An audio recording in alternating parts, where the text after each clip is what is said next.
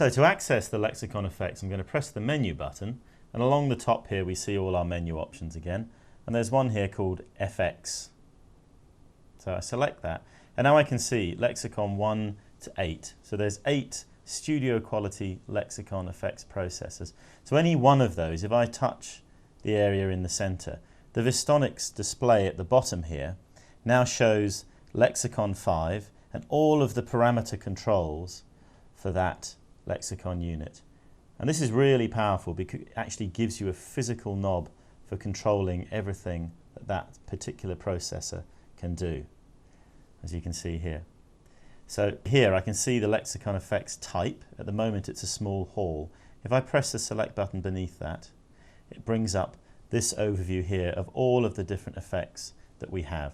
So on the far right here I've got reverbs, and I've got a choice of small hall, plates, chambers, rooms, ambience and vocal reverbs over here. As soon as I select it, it appears in the bottom section with all of the parameters associated with that. If I select a delay, I then have a range of delays I can choose. So I'm going to just choose a mono delay, and you'll see again down here that I now have the parameters I need for controlling that delay.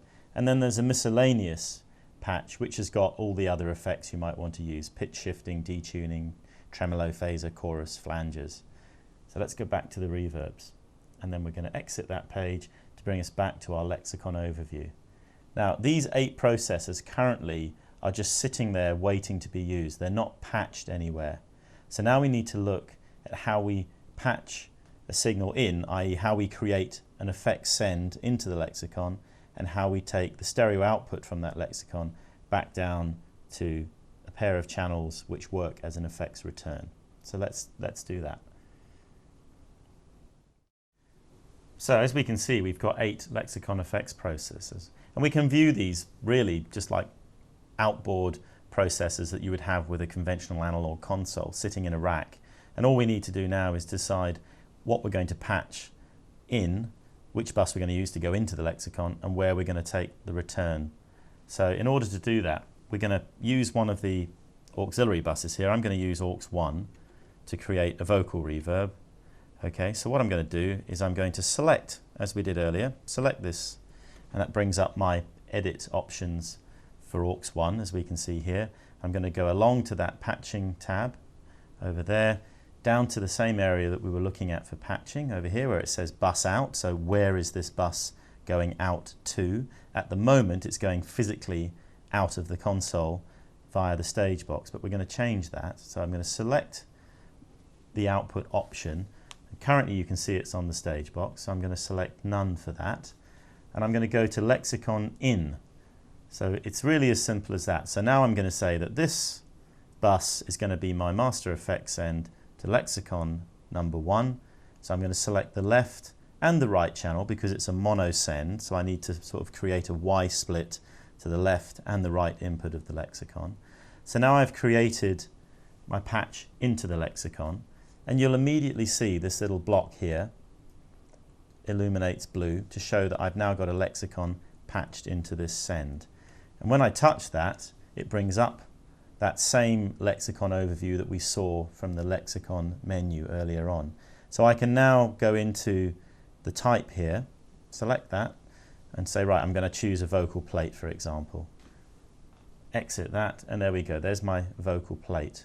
Now if I go back to the menu and look at my effects units over here, I can see Lexicon 1, and now I've got these 2 patch points. That's the left input and the right input, and they're both reading aux 1. So I know that aux 1 is patched into this Lexicon. So now all we need to do is decide where the output of that Lexicon is going to go. I'm going to exit this page. Now, for the sake of this exercise over here, I'm going to decide that I'm going to use in bank B these 2 channels here, and I'm going to make them into a stereo pair, which we did earlier. So what I need to do is go select one of these channels, go up the channel strip to the area at the top where we've got the option for pairing. I'm going to select fader number 40 next to it over there. I can exit that. So I've now created a stereo pair, so we can exit that. And again, in the same menu that we looked at earlier when we were patching inputs, I've got the input patch. So I press this, and at the moment it says this channel is sourcing its input from input number 14, which is XLR E08 on the stage box. But we don't want that, so I'm going to go none, and I'm going to select Lexicon out. So now, again, I've got my 8 Lexicon processors here, Lexicon 1 left and right, Lexicon 2 left and right. So we've patched into Lexicon 1, so I'm going to go Lexicon 1, and because I've made this into a stereo pair, it will automatically patch the right channel to the other fader. So if I look at this one, I've got the right, and over here I've got the left. So I can now exit that. So this is now controlling the reverb return, and the send to the reverb is on this bus over there. So now we just need to look at how we can actually send input channels via the aux1 output to the Lexicon device, and then we'll hear the reverb return is over here. So I'm going to go back to my input pages. Okay, so these are my sources over here, so I've got some signals. Now if I want to send this channel over here, let's assume that this is a vocal channel, I want to put reverb onto this channel. So all I need to do is to select that channel, or select it in the Vistonic strip over here. We're going to go down to the auxiliaries, aux1, and that would be the send from that channel into the reverb. Okay.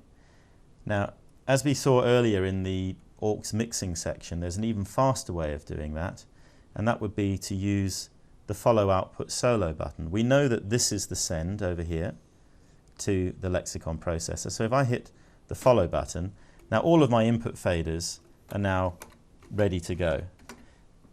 And anything that I bring up is now going to that Lexicon processor. So for the sake of the argument, if this was the drum kit over here, I might want the snare drum, top and bottom, a little bit of hi-hat, and the rack toms all going to that reverb that I've created. And then I can release that and go back to my main mix. And if I had my 8 Lexicon processors configured across here, then it would just be a case of stepping between them to decide what goes where. A very fast way of doing your mixes.